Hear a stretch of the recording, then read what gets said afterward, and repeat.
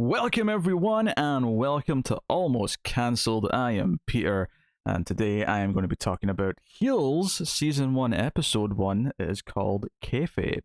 So, full spoilers. Actually, no, not full spoilers. It's an Episode 1. I will start spoiler free and I will give you some thoughts so you can decide if you want to watch it. It's the new show from Stars starring Stephen Amell, and it is just a character drama, but it revolves around wrestling. It's a small town wrestling promotion run by Stephen Amell's character. His brother's also a wrestler. It was left to them by their father, and the personal drama mixed in with the wrestling promotion, and that's kind of the vibe of the whole thing. So I'll get more in depth in a second, but that is the basic premise of the show. I guess the first thing I should probably say with this is that I do enjoy wrestling. I have done since I was a kid, and I went in and out of it. But the point being is that I am familiar with a lot of the terms that are being thrown around in this. It's the sort of thing, right now I enjoy AEW, which is the kind of the newer promotion that's doing a lot of cool stuff. Watching this is kind of interesting because, we've seen examples of this in the past, Glow on Netflix, of course. The Wrestler, of course, was a good movie from Aronofsky back in 2009. It feels like every so often we get a show or a movie revolving around the characters who are behind wrestling.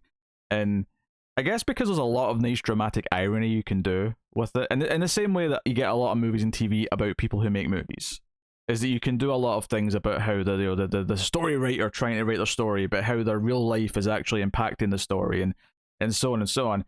And this first episode is called Kayfabe, and as they explain in the episode, Kayfabe is kind of the fictional facade of wrestling, right? It's the pretending that it's real and that the characters are real and the bad guys are really bad guys, which are called heels. In fact, I actually kind of laughed a little bit at the start of the episode because it comes up with the classy definition of, in the wrestling world, the hero is referred to as a face or a baby face. I mean, I said the baby face.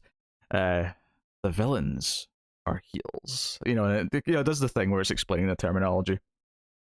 The other stuff, though, it comes up, it kind of does it in context, in conversation. One of the wrestlers has a fiance who's new to everything, so she's learning about the word kayfabe, and the obvious dramatic irony of kayfabe in the context of the story in the show is kind of the obvious thing to do with it, which is you have them talking about kayfabe and making people believe this is real, but you have the real characters, the real people behind this, effectively not talking about their feelings, hiding how they really feel about each other, about their motivations, about everything in their lives. So there is actually kind of this fake sheen over their own lives, just like any people really, or any drama about characters who are hiding things or have baggage that they're holding back, and it's sort of starting to slowly come out. And it kind of, the word kayfabe ends up having double and triple meaning as you go through these things.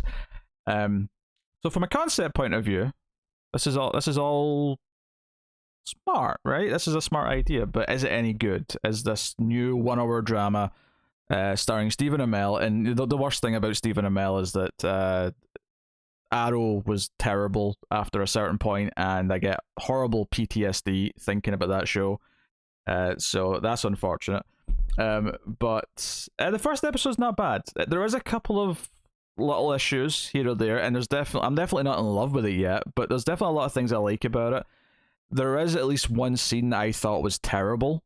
It's just a badly written scene. I don't want to say badly performed necessarily, but definitely badly written. Although the performance didn't elevate it or anything like that.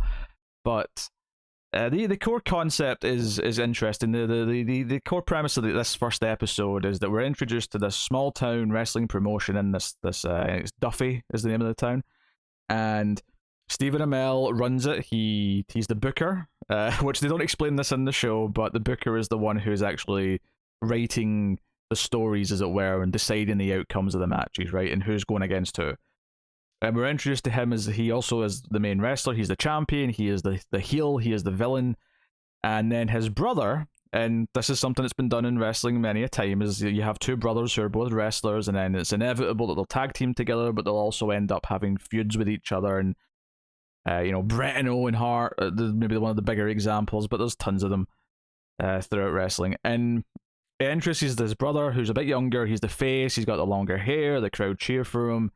And the dramatic irony of all this is that in reality, Stephen Amell's the sensible one who takes what he's doing very seriously and is trying to put on a good show, where his brother is a bit of a selfish prick, a bit of a hotshot who thinks he loves himself, he loves that the crowd loves him, and he is particularly dickish in multiple places. In fact, the scene that I said was terrible is actually a scene where he is a dick to someone, and I thought it was a really bad scene.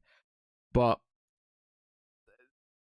so the idea that you're flipping that is really interesting, right? It's the obvious. Again, it's kind of the obvious. As someone, if I'm putting my writer hat on and I'm thinking about how to make this interesting, I'm like, well, you have the hero and the villain actually be the opposite in real life, and you have the hero be the asshole, and you have the villain being the one who's the more sensible and likable. And he's not like super likable. Like this is definitely a serious drama. If anything, it could maybe do with not taking itself so uber seriously at times. I think that's maybe the biggest critique I have of it right now, is it would be nice to kind of like Stephen Amell's character. His character is Jack Spade, and then his brother's Ace Spade. Jack Spade, I think I could maybe use a bit more likability for him in this first episode. There is one little moment, we're not in spoilers yet, but there's one little moment that I really like, because it talks a lot about how, like, especially on the day of the match, and it's a small town, so everyone kind of sees each other and stuff. He likes to kind of be in character all day, and all that sort of thing. And there's a nice little moment where he's just driving, and he stops at some traffic lights, and a couple of kids who have obviously been to the wrestling show see him in the car, and he looks over at them, and he's kind of been in a bad mood, just in reality, right? And he looks over, and I was getting ready to be annoyed at this scene for being overly melodramatic, like a couple of scenes in the episode. But then the kids kind of get scared and stop looking at him, and it makes Jack smile, and he's delighted that his villainy, his character is working, and he's scaring these kids. And it's actually probably the most likable moment he has in the whole episode, is this little moment where he clearly loves this. He loves the art of this, because the rest of the episode, it's all about the business is struggling. He's spending money on new equipment that he can't really afford. His wife is saying, maybe I should get a new job now. Now our son's old enough to not necessarily need me to be home all the time. And he's a bit old fashioned. It's a very religious town. They all go to church. He doesn't want his wife to have to work, because his mum didn't have to work. But if she wants to work, whatever. But it sets up kind of the values that these characters have and their maybe more traditional views. So you've got all these elements at play, and you've got these characters who have got the irony of the wrestling terms. And I looked ahead at the episode titles, and they all have wrestling terms or references in the titles. I know Stephen Amell's been involved. I know he's friends with Cody Rhodes, so he's clearly a fan of the of the profession. I'm not a big fan of calling that sport. I don't like sports. I like wrestling. I don't like sports. It's theater. It's athletic theater. Is my definition of wrestling. Which is not to downplay anything in it, but it's just it is what it is, and it can be pretty great when it's done well. So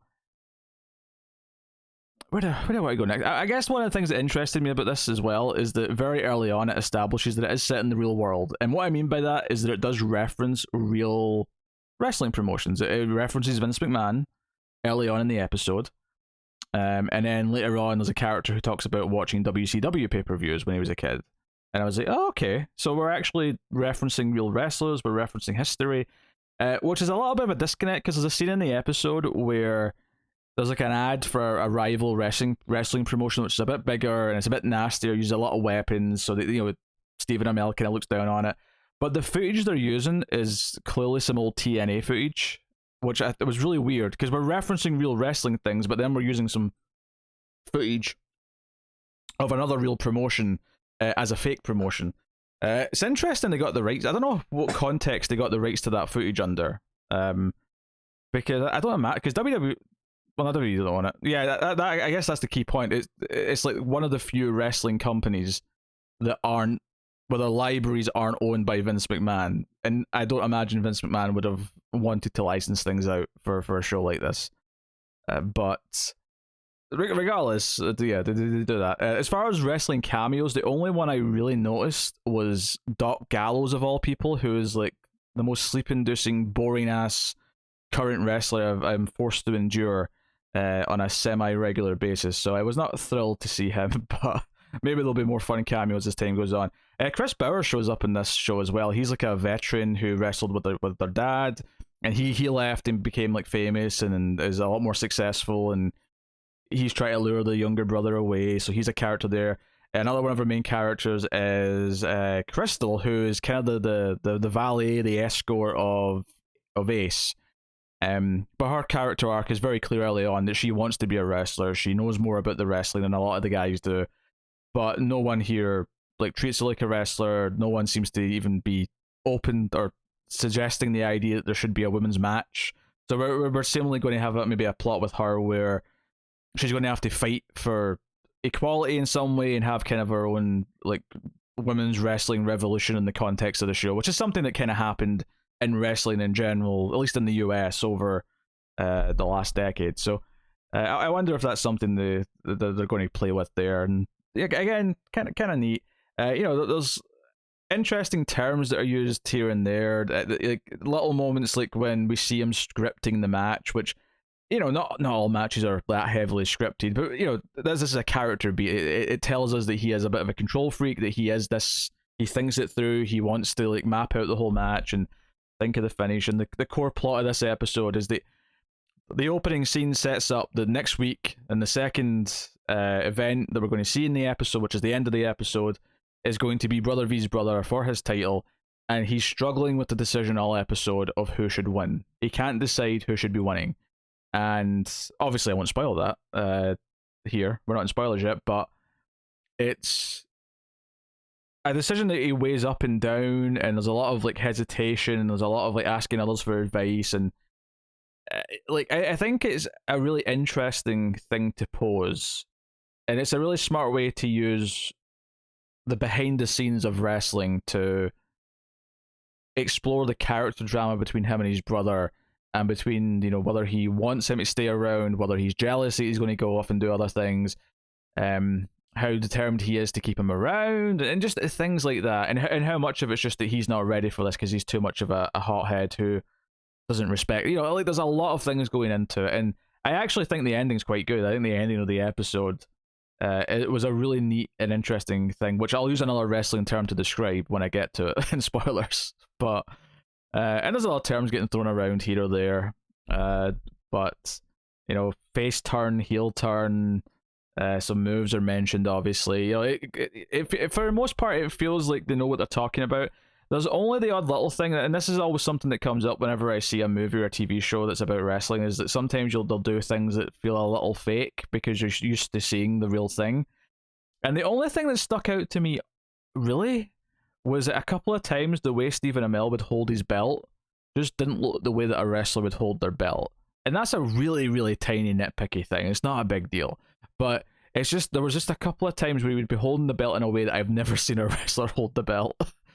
And it's nothing. It's tiny. It's the tiniest of things, but it's just, yeah. And I think the other appeal of this is that now I don't watch WWE anymore because it's been terrible for a long, long time. I'm not going to explain that. There's no need to.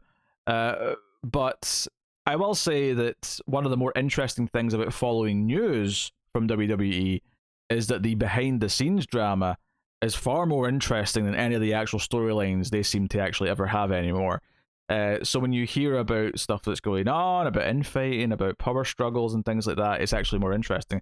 And sometimes that can be the more interesting part if you're getting behind the scenes stuff, rather than the actual written and scripted and like performed storylines.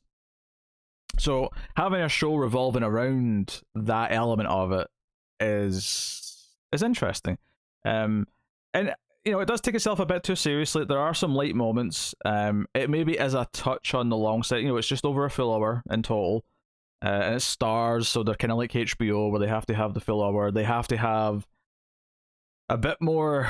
It's not even a lot of nudity per se, but there's a sex scene that just kind of feels like it's extra visual just because it's on Stars and not because anything in the scene actually calls for it to be a bit more in your face. And that's something I feel a lot with HBO shows, and it's something that I feel with Stars, and I think I've maybe felt it with Showtime as well.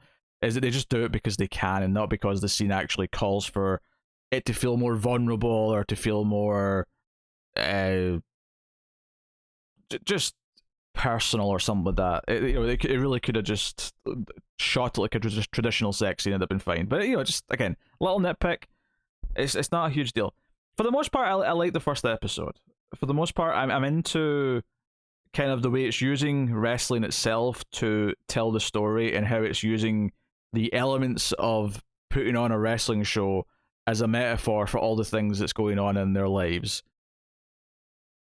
That's interesting. And as someone who does enjoy wrestling, I do, at least so far, I'm enjoying getting some of the references and hearing the terms and all the rest of it. So, that side of things is neat. So I would give it a reasonable recommendation, but I will warn you, there is some melodrama that it does take itself a bit too seriously and probably could have been trimmed down a little bit.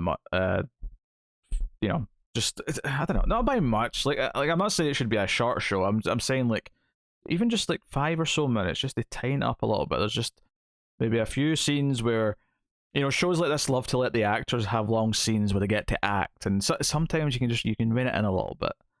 The point's been made. We get the point.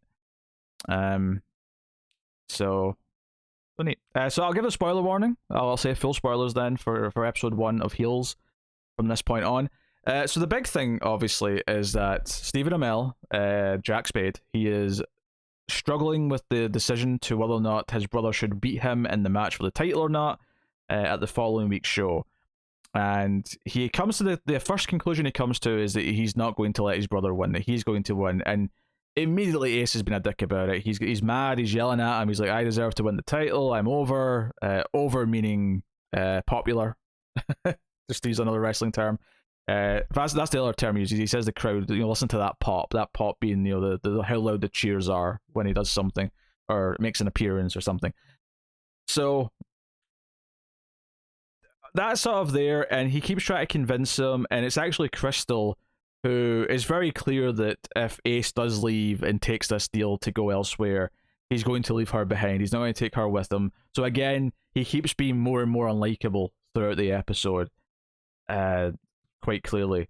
And the scene I was talking about that I didn't like that much is a scene in like a store where he shoplifts some gum, and the woman working there like knows he's done it and says, look, Ace, put it back. Like every time you're in here you always take something, and the only reason why I don't call the police is because your family and my family are friends, so just put it back. And he goes to put it back, and when she says your father would be ashamed of this, he can't let it go, and he turns around and tells this horrible story, which may be true, may not be true. I'm leaning towards not being true, but basically, because this woman's, she's overweight, right? She's a rounder figure, shall we say? And he basically says that the dog she had when she was a kid got run over by a car, and that his dad said that, well, just as well, because she'd have probably ended up eating it. It was a really badly written scene. It was just so comically malicious. Like, you can have him be this malicious to show that he's a complete dickbag, but it all just centered around her being overweight, and it never really felt beyond a very immature level. And I get that, okay, maybe it's saying that he's immature, but it just the way it's pausing, the other guy who's there with him is like saying we should go. He's trying to like get him to move on and not like pick on her, and everything about the build up to it, just and the way he stares at her as he's saying it, and she's almost tearing up. But it leads to him speaking to his brother, and Jack's like, I can't believe I heard what you did in the store today on match day, no less. Like, you have to be a good guy. You have to convince them you're a good guy. And he's like, I am a good guy. And Stephen Amell gives him this look, which basically says that he's not convinced. Like, Stephen Amell is not convinced that his brother's a good person.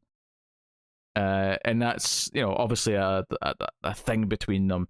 But Crystal tries to suggest another finish for the match that she's obviously told to Ace. Ace tries to tell him this, and he ultimately decides not to, because by this point in the episode, Jack Bauer showed up and has said, hey, you've got talent, you've got the crowd on your side, you should come to this bigger promotion and you can be a star. And he wants to leave, he's all happy about it. And Stephen Amell, Jack, refuses this new finish again and says, yeah, this is an ending. This is the ending of the story. And his whole point, and this is he's correct in saying this as well. Like, this part is, there's parts of it where you're sort of questioning his motives for why he's making these decisions. But the part that makes sense to me, as someone who has watched wrestling, is he says, well, no, because if you beat me this week, then the story's over. You've conquered the bad guy. If I beat you by cheating or by being a villain or doing something malicious, then they'll sympathize with you, and you get to have this redemption. You get to have this story building up to finally defeating me. It's a whole story as opposed to one thing. And the sellouts we've had the last couple of weeks, because you're really popular, will continue to happen because they're going to want to be there for that. I'm spelling it out a little bit more than he did, but that was the gist of what he was saying, and this makes complete sense. But he's just like, no, I want to win the title tonight, and he comes over as an entitled little shitbag. He really does. But they swerve, to use another wrestling term, the swerve, which is just, not quite a twist, because a twist is like a reveal. It's more just the turn the story takes, where it goes in a direction alternate to where you were expecting. You swerved. Get it? Swerved.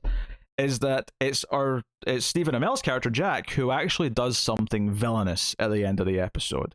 Our big dramatic ending of the episode is him doing something, but he basically does a screw job. For people, I won't explain all this, but if you want to Google Montreal screw job, read up on that. You'll know what I'm referring to. But there's a confrontation right before they go out. They're dressed and ready to go. Amel's still been struggling. There's a moment where his wife says, did you decide on what the finish was? And he turns and says, it doesn't matter, it's not real. And it's kind of like, oh, that sounds very defeated. He's kind of been beaten down over the episode. He's had this confrontation with Jack Bauer's character.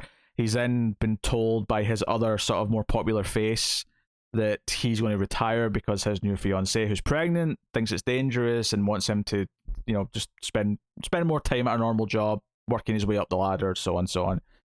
And I think what's great about the ending is, one, it's a nice swerve because you have him doing something. There's kind of this thing in the back of your head throughout the episode where Jack Bauer's kind of trying to convince, he's like a little devil on Ace's shoulder, telling him to maybe throw some real punches in the match, maybe try and alter the outcome and basically turn it into a shoot, right? Shoot meaning real, right? It stops being kayfabe, but it becomes a shoot in wrestling. And you're kind of worried that he's going to try and actually maybe hurt his brother a little bit, and maybe because he's pissed off that his brother doesn't want to let him win, and because of all this, he might do something. So they're both standing there at the entranceway waiting to come out, and they have this confrontation right before, where Stephen Amell and him, the brother Ace says like, hey, I've already won, doesn't matter if I get that title tonight or not. I'm going to leave and you're going to stay here until you kill yourself just like that. And immediately Jack turns and grabs him by the throat, and almost in sync, and in retaliation, Ace grabs his throat. So they're both standing there with their hands like very seriously around each other's throats. They are furious with each other, like they're coming to a bubbling point. And all I'm thinking during this moment is like, you're about to go out there and you're supposed like, the number one thing about professional wrestling is that you have to trust each other when you're out there doing things, because you're keeping each other safe. Your number one priority when you're in the ring with the other person is to keep the other person safe, right? A lot of what you do in certain moves is what keeps the other person safe, and vice versa. It's it's a big part of it. So you have this uneasiness going in because of this confrontation. In fact, this moment where they grab each other's throats might be the best moment of the whole episode. But they go out, the bell rings, Stephen Amell, or I should say Jack, jumps Ace from behind, and as far as we know, this is just the planned start of the match because he's the bad guy. And then he sort of grabs his arm into this set of armbar, and he sort of does it really like intentionally, and it actually becomes a serious thing where he's actually Ace is saying, "Hey, you're hurting me," and the referee, who of course is in and everything, if that's not obvious from wrestling, the referee is like, "Hey, I think you're actually going to hurt him," and Stephen Amell says, "Well, you better call for the bell and end this." So he ends the match immediately because I mean the whole point of a wrestling match is to have a story and have it go up and down. And we even hear earlier on when they're doing their meetings beforehand that it's meant to last 30 minutes. It's meant to be a big 30-minute epic, and he just ends it immediately with a submission and forces the ref to ring the bell. And the crowd are just stunned and silenced. Their hero just got beat in seconds, and they boo. They start throwing garbage at him. All the rest of it. So he does a screw job. He does a thing where he's not going to have the match. Jack Bauer's in the crowd, and a big part of this is that he wanted to watch Ace wrestle, and if he'd put on a good show, he would be convinced to definitely take him to his own promotion and make him a bigger star. And there's so many motivations get into this that we can sort of attribute to why Jack made this choice, a true villainous choice. As much as in the real world Ace was the asshole all episode, the only time Ace kind of is a little bit sympathetic is when he's talking to Jack Bauer's character, when Jack's trying to convince him to do certain things, and he basically, when he talks about his brother, he kind of says, Jack was always there to protect me when our dad was, I think he said loaded, so drunk or whatever, and I guess he's just never gotten out of the habit of feeling like he needs to protect me. And admittedly, from what we see of Ace's life, he probably does need protection. He needs someone to guide him. But it's the one sort of moment of like actual honesty where it feels like he's actually aware of things and not just up his own ass, which was kind of nice. So they both get those one small moments, much like Stephen Amell in the car with the kids earlier on, where he gets this sort of likable thing where he's not just in a bad mood about how difficult things are being. But yeah, so you have multiple things here. On the one hand, you could say this is just completely malicious because he knows his other face is retiring. So his entire local business is screwed if he loses his brother as well. So he's just sabotaging the match to mean that Jack Bauer's character won't want to take him away. That's one possibility. A second possibility is that he's just so upset with them that he wanted to teach him a lesson. A third possibility is that, and this is actually a more legitimate, like on the other side of this is a good reason, is that because of how heated they felt right before, he didn't trust his brother to actually have a professional, safe wrestling match, and he did this to make sure that it didn't happen. Like he realized that they couldn't have the match, tensions are too high, this is unsafe, I have to end this quick. A good example of this is maybe something like Jeff Hardy and Sting, when Jeff Hardy was like, I don't know, he was on like crack or something like that, and he could barely stand. So Sting just had to like force him down and pin him like in seconds, and it made the crowd boo. But the whole point was is that they couldn't have a wrestling match; it was unsafe. I'm thinking along the same lines of that, where maybe like that could be part of the motivation, or at least what he claims is the motivation.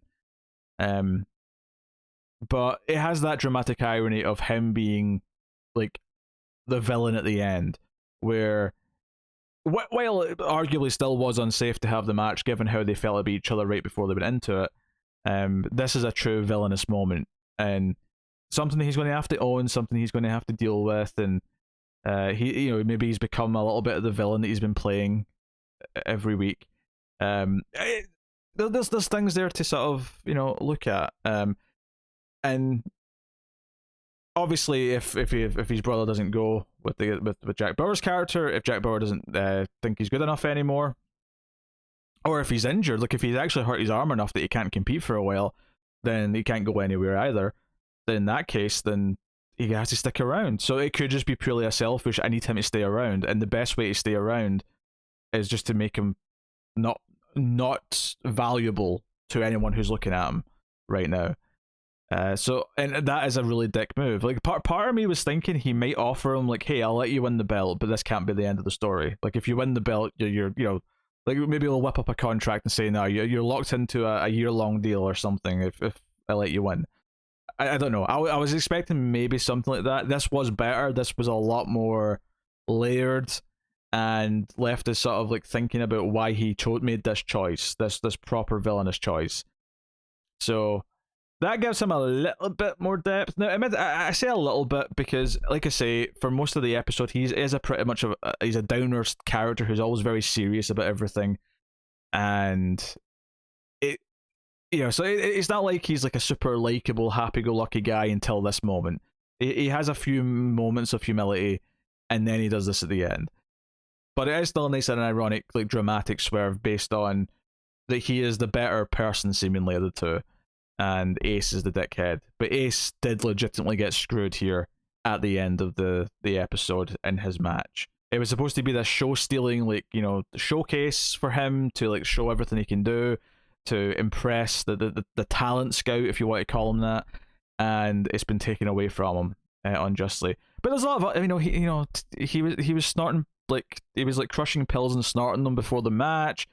He is awful to his valet, who he is in a relationship with, and to some extent, and she wants to be a wrestler, and no one's taking her seriously, including the other character that I've not mentioned yet. Willie, Willie is her character.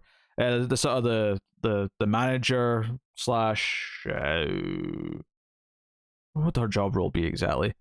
She's like the one running the place basically, and running all the tech side of things, and she's like getting everyone ready for their spots and telling them when it's time to go out and stuff like that. She's probably, I'm sure bigger promotions that she's probably covering like the job of like 10 different people, but she's the main person there doing all the other work effectively. She in particular is the one who keeps telling Crystal that she can't be a wrestler and you don't belong in this locker room with them. And we see her having to like put on her makeup in the bathroom that's there for the audience. Like she's there with the audience members in the bathroom putting on her makeup before she can come out to the show. So yeah, there's definitely character arcs, solidly defined, that you can kind of see where they might go, or at least how they're going to develop them. For certainly the two brothers, certainly Crystal, who I would call the third main character. Jack's wife and son are there, and she's going to be there for him, but I don't think she's going to necessarily have her own character per se. Some of the other like minor characters, the other wrestlers who are practicing and stuff, they seem likable enough from the glimpses we get of them, but nothing super in depth yet. But I am down to watch more of this. I am down to see maybe what it does with this over an episode or two, and see if I really get invested in the drama as it's going forward.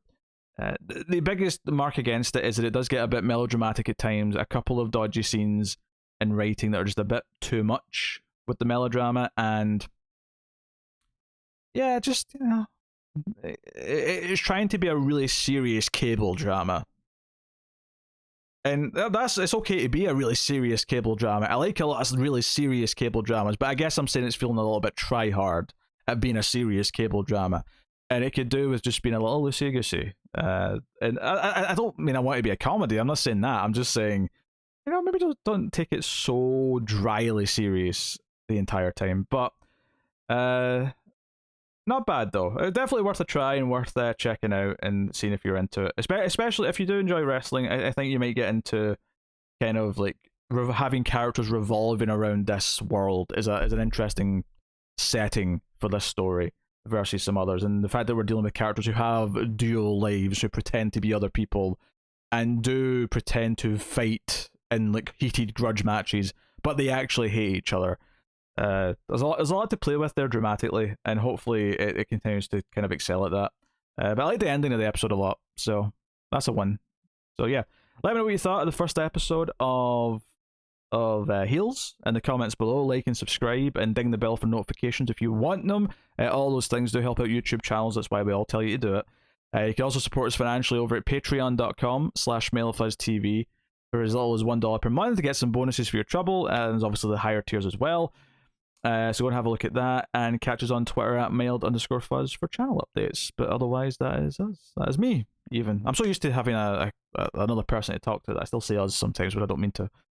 But yeah, it's good. So and don't get worked into a shoot, jabroni marks. Actually, that was something I had a thought. Just one final moment is there is a couple of moments in the episode where I realized that, wait a minute, this roll up cradle finish that he wanted to do in the last match, when he tells the other guy like why he wants to do that finish, he basically brings up a Ric Flair and Sting match, and I'm like, you're just a mark. You're just a mark who wants to emulate two of the best. And just made me laugh. A mark is a wrestling fan, but specifically it's like a devoted wrestling. I'm not going to explain it. Just roll with it. Anyway, thank you very much once again for watching and listening. I always appreciate it. Keep watching TV.